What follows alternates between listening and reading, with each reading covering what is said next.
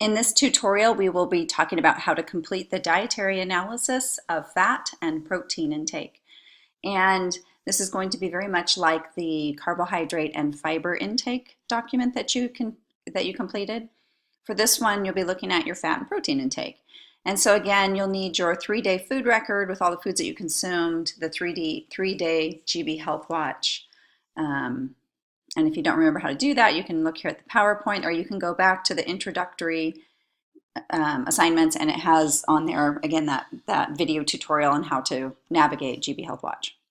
So there's a couple things that you will be calculating and information that you're going to need to be able to determine, and so that's listed right here. Your report template, so this one you can download and go ahead and type your results right onto that. And again, I've got the instructions both listed here on this Canvas instructions, or you can go ahead and download the directions, and it's on a Word document, and that might be easier. So here's the Word document. Here's what you'll be completing and what it looks like. And so again, I've listed it step 1 through step 1A through 1C, and so on and so forth. And then I have directions on how to calculate each of these. So again, you're going to go to your GB Health Watch. You're going to find how many calories you consumed. And again, this example one here, almost 2,000, but 1,979 calories. And go ahead and calculate how much total fat that should be. And from your reading, you probably remember 20 to 35% of your calories should come from fat. So for this calculation, it shows you how to determine that. In order to convert calories to grams, there's 9 calories per gram. So again, you're going to take the calories that you calculated, divide it by 9. And again, you'll have a range for this. So for step 1C, this is where that range is going to go. So that's your calculated RDA, percent of RDA. For step 1B, the 3-day average intake, you're going to go to your GB Health Watch, and you're going to scroll down, and you're going to see total fat grams. I consume 48 total grams. So I would put in here 48 grams. And for percent of RDA, I'm going to take my 48 grams divided by each of the numbers I calculated to determine where I'm at with my percent RDA. And same thing's going to happen here with saturated fat, monounsaturated fat, and all of the steps on how to calculate those are listed here. So for each saturated, monounsaturated, and polyunsaturated, the recommendation is to be about 10% or less for saturated fat. So I have you calculate 10% of your calories for each of those. So those calculations are actually going to be all the same. So when you go to your report up here, the numbers that you're filling in for the RDA here, here, and here, they're all 10% of your calories, so the grams are all going to be the same. When you fill in what you consumed, you're going to have to go back over to your report, and for instance, my consumption of fat gram, saturated fat is 9, monounsaturated is 18, polyunsaturated is 12. Ultimately, I'm going to need my omega-3s. And so you're going to go ahead and calculate, what you need for those.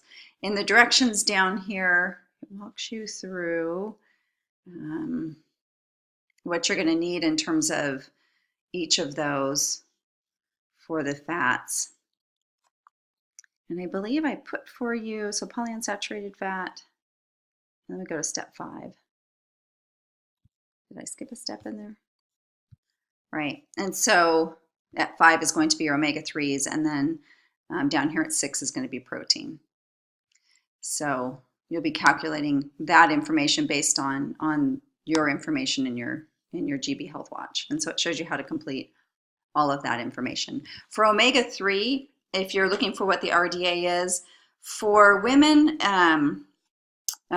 it's about for women it's about 1.6, and actually for men it's for women it's 1.1 gram, and for men it's about 1.6 grams. So those numbers, you aren't going to calculate your RDA for omega-3, you can actually just enter those numbers in there, and it shows you how to do it. And then for protein, you're doing 2 calculations.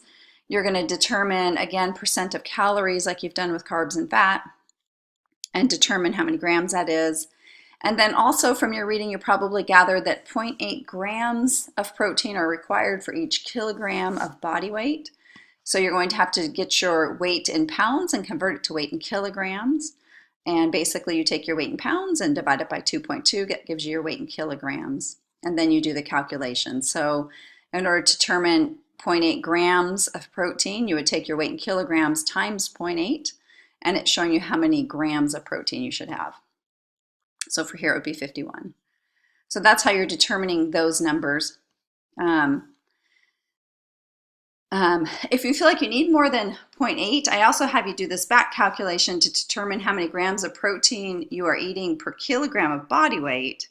So you would take the number in 6B divided by your weight in kilograms. So if you weighed 6.36 kilograms and you ate 80 grams of protein, it's going to tell you that basically you're eating 1.26 grams per kilogram. If you look in chapter 10, it talks about protein requirements for athletes. And you can see in there for power lifters, somewhere between 1.2 at a max of 1.7. So I think this is useful to see if you're eating much higher than that 0.8, maybe you should be lifting weights, or maybe you should be running, or maybe you shouldn't eat as much protein. But that's what that information is about there. Again, you're going to go through and complete this information. How did you do on that? What foods are contributing to this?